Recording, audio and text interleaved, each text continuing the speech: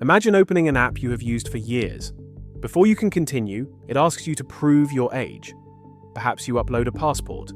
Perhaps you connect a digital identity. Or perhaps you turn on your camera and allow an algorithm to examine your face. You are not accused of doing anything wrong. You may not even be trying to access adult content. But somewhere, a decision has been made. To protect children online, the system needs to know whether you are one of them. And this is no longer happening in just one country. Australia, the United Kingdom, and the European Union are all introducing different forms of age assurance. The methods vary. The underlying question does not. Can the internet verify our age without identifying us? Or are we quietly building an online world where anonymity exists only until somebody asks to see our papers? In Australia, new rules introduced a minimum age for accounts on designated social media platforms. Since December 2025, those platforms have been required to take reasonable steps to prevent Australians under 16 from creating or keeping accounts. The responsibility falls on the platform, not on children or their parents. But to determine which users are under 16, platforms need some way to assess the age of everyone else. That means adults are part of the system too. Some checks may happen silently, using information the platform already possesses. Others may ask for a selfie, information from another online service, or formal proof of age. By March 2026, Australian platforms had prevented more than 310,000 additional age-restricted accounts from gaining access, on top of millions of accounts initially removed or restricted. But the regulator also acknowledged that many children still had accounts, or could create new ones. In the United Kingdom, strong age check requirements came into effect in July 2025 for services carrying adult content. Clicking a box marked "I am over 18" was no longer enough. Services could instead use facial age estimation, digital identity, credit card information, open banking checks, or other approved methods.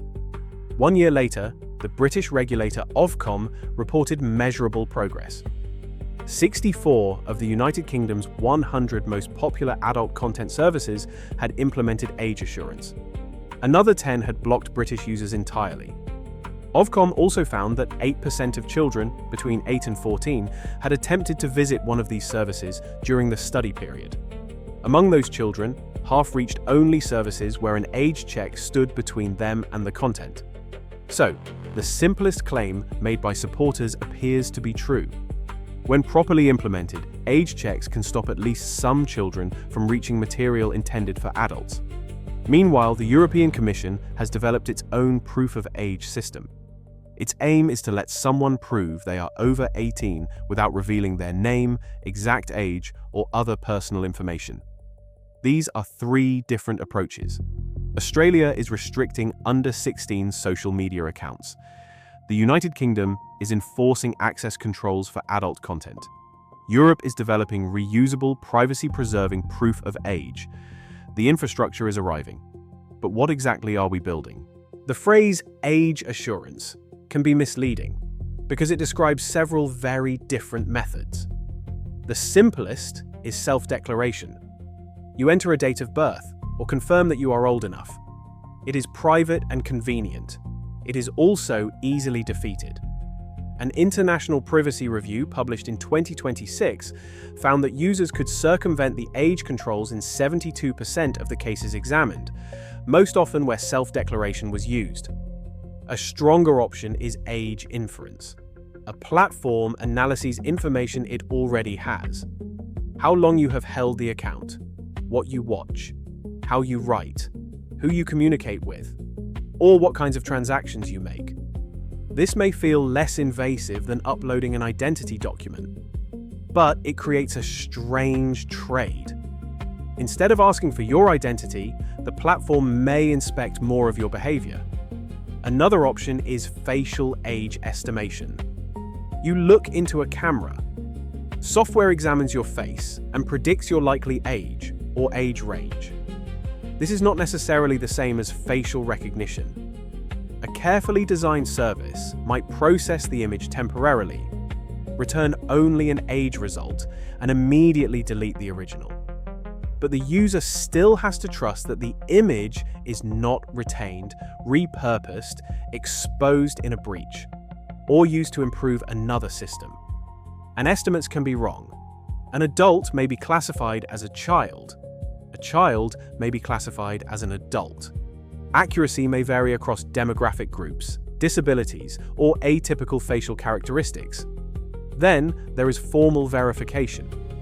A passport, driving license, bank, mobile provider, or government identity system confirms that you are above the required age.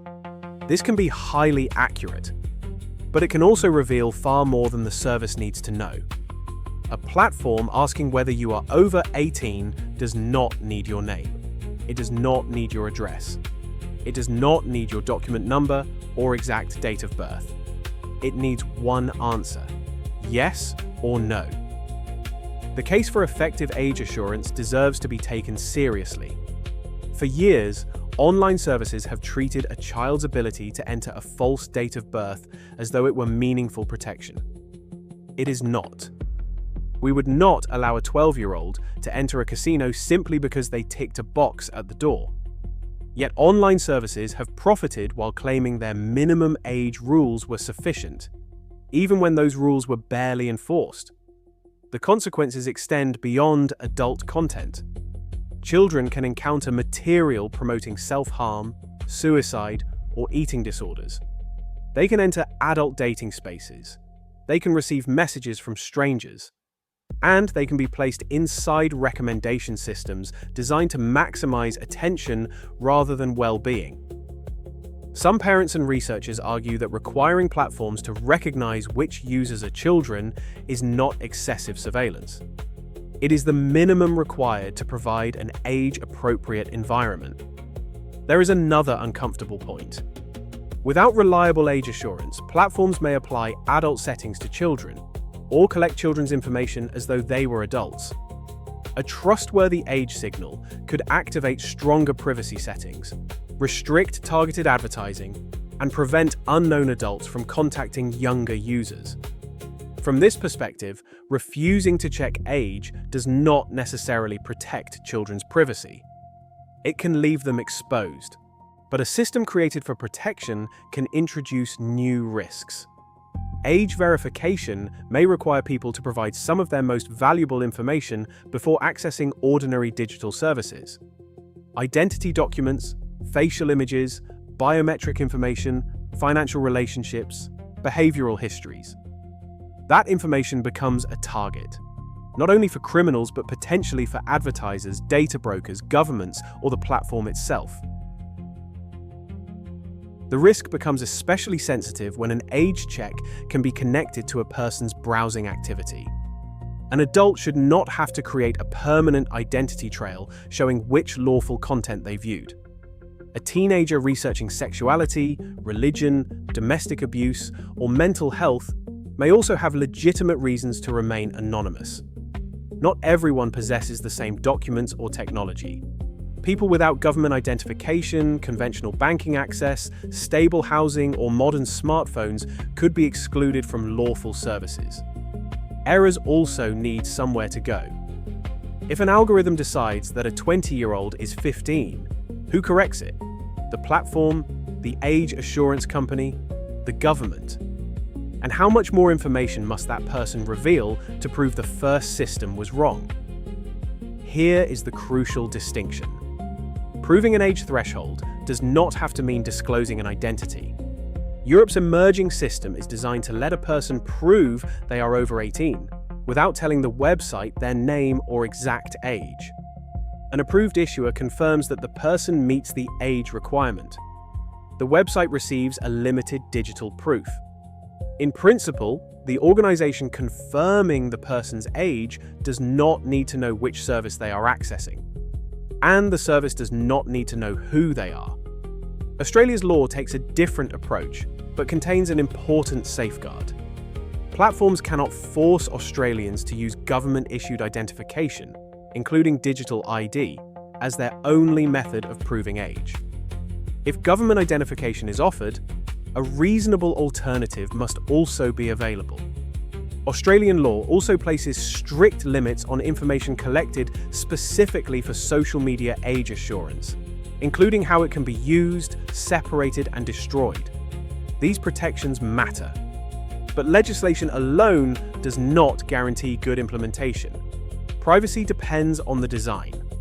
What information is collected? Where is it processed? Who can see it? How long does it exist? Can separate age checks be linked together? Can the provider reuse the information? And has anyone independent verified what the system claims to do? Privacy preserving should not be accepted as a marketing phrase. It should be a property that can be tested. The debate is often presented as a choice: either protect children or protect privacy. Either verify everyone or leave the internet unregulated. That is a false choice. Not every service presents the same risk. An adult content service, a messaging app, a news website, and an online game should not automatically require the same level of assurance. Before demanding more information, a service should first ask whether it can reduce the danger through safer design. Disable targeted advertising for children. Restrict contact from unknown adults. Turn off location sharing. Remove manipulative engagement features. Provide age-appropriate recommendations. Apply protective defaults to everyone, where practical. Age checks should be used where they genuinely reduce a defined risk, not as a universal excuse to identify users. Most users cannot control how these systems are designed, but we can make more informed choices when a service asks for our age. First, find out who is performing the check. Is your information being processed by the platform itself or by another company? If it is another company, look for its name and privacy policy before submitting anything. Second, choose the least intrusive option available. A reusable proof that confirms only over 18 reveals less than a copy of your passport. A temporary facial estimate may reveal less identity information, but only if the image is genuinely deleted. There is no perfect method. The important question is whether the information requested is proportionate to what you are trying to access. Third, look for an explanation of what will be retained. Will the original image or document be deleted? Will only the result be stored? Can the information be used for advertising, analytics, or training another system? If the service cannot explain this clearly, treat that as a warning. Fourth, check whether there is an alternative. In Australia, a social media platform cannot make government-issued identification the only option. Elsewhere, the legal protections may be different. But a trustworthy service should still provide reasonable choices. Fifth, know how to challenge a mistake. Before completing a check, look for an appeal or dispute process. If the platform incorrectly classifies you, over-collects information, or fails to explain what happened to your data, document the interaction and contact the relevant privacy or online safety regulator in your country. And for parents, age assurance should be treated as one safety layer, not a complete solution. Age gates will not identify every child. They will not remove every harmful recommendation. And they cannot replace conversations about online behavior, privacy, manipulation, and what to do when something feels wrong. Every age assurance system should have to answer 3 questions. First, is the check necessary and proportionate to the actual risk? Second, does the system reveal only the minimum result required and destroy the evidence used to produce it when that evidence is no longer needed? Third, who is accountable when the system is breached, misused, or simply wrong? If those questions cannot be answered clearly, the system is not ready to be trusted. Protecting children online is a legitimate objective. Pretending that children are adults has failed. But replacing a useless checkbox with routine identity collection would be another failure, one whose consequences would affect every internet user. The real challenge is not choosing between safety and privacy. It is designing systems that are required to protect both. That means collecting less, separating identity from eligibility, offering meaningful alternatives, and independently testing every promise. Because once identification becomes the default price of participating online, rebuilding anonymity may be almost impossible. This is Trust Protocol. Question the claim, follow the evidence. If you believe more people should be asking these questions, please like this video and share it. Subscribe to Trust Protocol and enable notifications so you don't miss our next investigation. Until next time, never trust. Always verify.